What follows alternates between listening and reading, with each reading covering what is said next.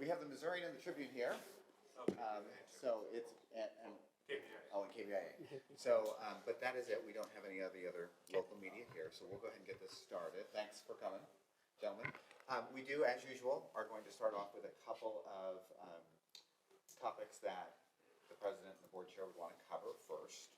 So we're going to first start with the governor's budget proposal and some of the comments for that. Sure. I think we continue to be grateful for the support from the state of Missouri, and particularly Governor Parson. He's already foreshadowed and had his address where he laid out that we look to have a 3% increase in appropriations, and then also support for some key projects. So we believe that continues to show his strong support, certainly for healthcare, or for higher education, but for the University of Missouri system. I echo Chair Winokur's comments. The governor's support has been incredible. This marks the fourth straight year where the appropriations for our universities have increased, and now it's standing at $503 million. And just 4 years ago, it was $360 million. And the governor recognizes the value that we provide to Missourians, and he is rewarding the University of Missouri with the support from the state. So we're very, very grateful. And then a couple of things. First of all, you all should have received a press release related to a couple of quotes as well as some additional information about the governor's budget. So if that didn't come through, let me know. But then the other thing, as we always, when we're at a particular campus, this time it was Columbia, so we highlighted some Columbia highlights. So President Troy, do you want to talk a little bit about? Or You go first. Well, I think we saw a variety of things. What jumps out at me is the increase in research, that we're in the top 8, we're the number 8 school in terms of the increase in research in AAU schools. I think that's exciting. Certainly, while I was at the meeting, my phone was blowing up about how exciting it was to see the Cotton Bowl video, and then obviously having our football players. And then we talked about, you saw us have a really interesting conversation about student success. And while that ended up being a system conversation, we continue to have an opportunity to talk about all that a university is. And, it's athletics, it's academics, it's research, it's engagement. You heard us talk about taking healthcare out to rural Missouri. I think it continues to make the case that we are a very unique asset for the state of Missouri, and we're certainly proud to be that. So I want to highlight, in addition to what Chair Winokur mentioned, highlight the student success component. We saw the graduation rates for 4-year, 5-year, 6-year, and the retention numbers that show an upward trend. And that is a sign that people that live in Missouri, prospective students and their parents, see us as a great value for that high quality education. And it's great to see that in a state where the demographics is not in our favor. It also helps to have a Cotton Bowl champion. Our applications are up 15%. And the last time that we had a historic high prior to this year was 2015, after the 2014 Cotton Bowl victory. So it is the front porch to our university. The board of curators, as well as our director of athletics, Reed Francois, have made athletics a very important component of the university, which it should be as an SEC university. So whether it's athletics to research, student success, or engagement through rural medicine, the University of Missouri is hitting strides in so many areas. And we're very proud of the faculty, staff, and students that make that possible. So we'll open it up for questions. I'm just going to go left to right. So Roger? Yeah. A couple of questions. Well, the conversation on the board seemed to indicate that this may be the last extension for test optional admissions. Chair Winokur, could you kind of comment on that? Sure. I'm not sure I heard that the same way. I certainly heard us ask questions, but I think we have a real opportunity later this year to talk about what's trending amongst our peers. And you heard us talk about that in terms of not just the test optional policy, but how we award scholarships for those students who have chosen to be test optional. So I think there's going to be a midpoint check before we get to that vote next year. But I do think we continue to want to understand how that affects our students. We certainly don't want students to come here, and right now we don't have the ability ability or I shouldn't say we don't have the ability, we've chosen not to ask for a test score consistently for every student, but we don't want students to come here and not have a chance to be successful. So we're watching and we're waiting for that 4 and 6 year graduation rate, and we're not there yet. We're only 3 years in. So I do think you probably will see us, this is something the board's pretty passionate about. You saw it's probably our longest conversation this morning. And we will continue to monitor that, and we are lucky to have Curator Sinkfield running that committee, and she's particularly interested in that and has a high value on data and student performance and student success. Another question, Raj? Oh, well, yeah, it's kind of a follow-up, I guess. You talked about how test optional admission was useful and almost essential during the pandemic. Do you see the usefulness going away? Well, it's not as useful as it was then. I think the landscape changed, right? We knew, I mean, I had friends who had kids who were seniors and they could not find a place to go take a test. They were driving across state lines. You saw students, Chicago, driving to Wisconsin to take an ACT or SAT test. That's not the reality now. That part of the world has gone back to being more normal. And so I do think we're just going to continue to watch it. So I don't think it's that we don't see, we understand that different universities come to these policies differently. What we're in charge of is looking at how we come to it. And we want to see some more information. We're going to keep our eye on the prize. We want students to come here and have a great opportunity to be successful. But that is not we have not determined the final answer on that. That's why you saw us have a good conversation about it and ask each other what we each want to hear and what we each want to learn. The three enrollment managers that were there, I think, all stated that they would like to see test scores from the students.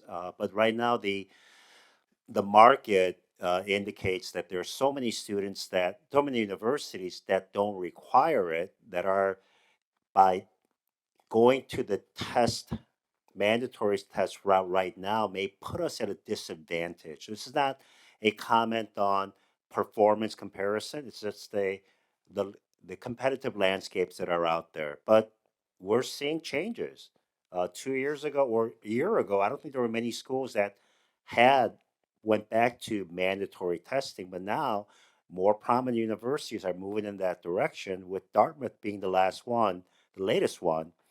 And in their study, they stated that standardized tests is a good measure of success of their students. So I think each university is going to have to examine that using the data going forward. Thanks for that clarification. Certainly, thanks for highlighting our staff's expertise in this. We count on that.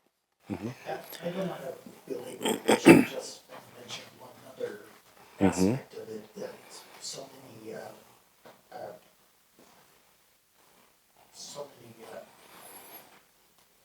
well, never mind. Okay. Yeah. All right, let's go on to Michael. This is Michael Howie from the Missouri. Okay. Yeah, I wanted to ask about Mizzou's status as an AAU institution. And, around 2015, there was a report that came out that MU was dead last among its fellow AAU competitors. And, in 2011, the institution kicked out Nebraska because it didn't meet standards that it wanted to see. And obviously, your research expenditure up 75% since that year, since 2015 at least, very impressive. I'm curious, President Choi, has there ever been concern about MU standing as a member of the AAU, and what role, if so, has that played in the school's efforts to increase its research expenditure? So I'd like to answer it this way. As a public land grant flagship AAU university, research has always been central to the mission of the University of Missouri. And you may know that Mizzou has been an AAU member since 1908, very long tradition. And so focusing on the growth of research is and remains a very high priority for the board. In fact, when I was interviewing for the position of president, the topic of AAU performance came up, meaning we need to improve. We know that we need to improve. The information that is provided by NSF is public information. But we also know that the university recognized we had to make investments. and the university did. With the board's leadership, we launched Next Gen Precision Health, Mizzou Forward, all of those programs that invest in new faculty, retaining our outstanding faculty and infrastructure and instruments have now placed us in a very enviable position of being number 8 in that percentage growth since 2015. But I don't believe we're satisfied with where we are. We want to improve even more because of the impact of that research. The impact of the cancer research that makes a difference to Missourians to begin with and people around the country. So the AAU evaluates, reviews universities on an annual basis. So everybody's on the watch list. Our goal is to improve our standing each and every year going forward. I'll just add that we don't take on research or make that a priority just to hit a ranking. We do it because we believe in it and we know that we can solve problems. We have amazing faculty and staff committed to those problems, and we feel we are uniquely able at this institution across all 4 of our universities to move the needle. We're very serious about tackling the problems for our state and for the nation. Do you know where you rank in the AAU? Just so that we're following to that. Uh, A raw number. do I know? And I have to say yes, but AAU rankings are confidential. And so I want to honor the policy of the AAU. Yes. And lastly, Well, can I add this? Yeah. We have been improving since 2015. Yeah. Wink, wink. Yes. switch over to the relationship between MU and Mizzou Athletics. Yes. Direct institutional support from MU to Mizzou Athletics has risen over the last few years. Between this year and last year, I believe it was up about 10 million from 12 to 22 or 23 million. Sure. Do you have an expectation of when that loan will be repaid? And secondly, in long term, would you like to see the Mizzou Athletic Department become a little bit more financially independent from MU as an institution? Okay, so 2 questions. One is, when do we expect our investments to have a return on those investments? We hope soon, right? But we also recognize that Mizzou Athletics is part of the university. So it's not an external organization. It's central to the university. And the fact that we have a 15% increase in applications this year, obviously our enrollment managers are doing a great job. But the excitement that was created by Mizzou football during the fall semester was a key reason. So I don't want to lose sight of that. And when we make investments in athletics, we're making investments in our people. There are about 600 student athletes that put on their uniform, and when they perform, they bring pride to the university. So it's an investment in our student athletes, investment in the fans that love our Mizzou sports. And so while we want to get return on investment in everything that we make investments in, like research, Mizzou Forward, and so forth, we know that it takes time. But the direct, let's say, it's not the dollar amount that's important. If the reputation of the university goes up, if the good feelings about the university among our state supporters, legislators, the governor's office, imagine how much that will benefit the university beyond athletics, like with increased appropriations, more support for our buildings that we need for research and classrooms. So that's the answer to the first question. Second question was, do I do I expect that it's More independence long term, where they don't need. I believe the investments that we are, and I'll ask Curator Chair Winokur to add as well. I believe that the investments that we're making now is going to create a strong foundation for Mizzou Athletics to receive more revenue beyond the university, whether it's through ticket sales, philanthropy, uh, corporate partnerships, and other activities that will help sustain the growth in MU athletics. A strong athletic program increases enrollment, which we're seeing. It increases the experience. That's all of our fans. That's the state. You know, when we talk about the pride that our state feels coming off the Cotton Bowl win and the enthusiasm and all the new people who are following the university, they don't just start following our sports team. All of a sudden they know about research. They know about, you know, us. We've got a student who's the FFA national secretary, I believe it is. And then last is engagement. And the engagement piece is where people come, they buy our tickets, they give money. So athletics has a very unique opportunity, but they always call it the front door, but it really has a unique opportunity to really lift the university as a whole. And we have other people doing amazing work. It just is one that is particularly, the public really grasp it, and it's particularly showy, candidly, and fun. Let's not forget that. I want to move on to Alex Cox. I'm going to go back to the extension of the test optional policy. With the historic high of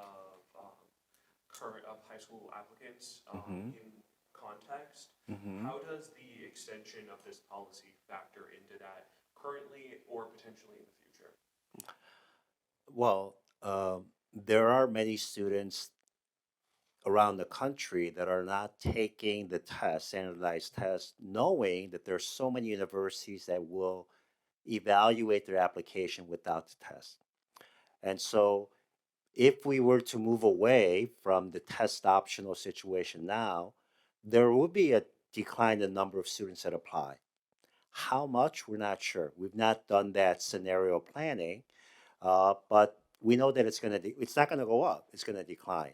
And so we're trying to evaluate what that decline may be if we do make that change. And I want to go back and emphasize what our enrollment managers all said.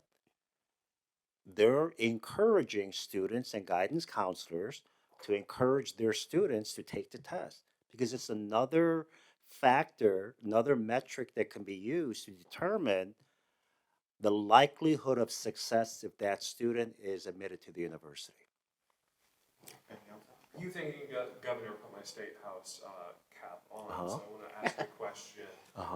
Besides the core budget increase or allocations, is there anything else from Jeff City that the system of curators has their eye on or is looking forward to?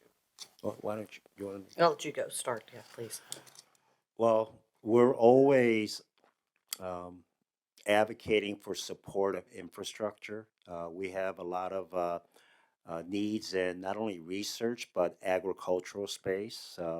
Last year, we were very grateful for the support for the veterinary medical diagnostic laboratory and hospital expansion, as well as the meat sciences laboratory. And they're going to be very important in establishing a foundation to support the ag economy in the state. So we're seeking more support for potentially our children's hospital, the Center for Energy Innovation, Next Gen MER project for the MER 2.0, basically for a modern research reactor, as well as deferred maintenance need throughout the 4 universities. And I was going to say extension. Oh yes, extension. An extension. Yeah. Can you You want elaborate me to on that? elaborate on that? You know, we just have a different mission than so many of the other universities. We really do. And so we've got the professional degrees. We're the ones doing the outreach, and that takes additional funds. So we are always appreciative when the state understands that and gives us funds to let us continue to do that important work, or it lets us even elevate what we can do. I think we're going to go ahead and wrap up unless, Mike, do you have a question? We have Mike Jenner here, who is the editor for the higher education beat from Missouri. So, came in from lunch. Yeah. John. I don't believe we've had anybody on the phone, just to double check. Anybody on the phone? Yeah, I didn't hear any beeps or anything, so I think we're in good shape. All right, so thank you all for coming. Thank I you. appreciate it.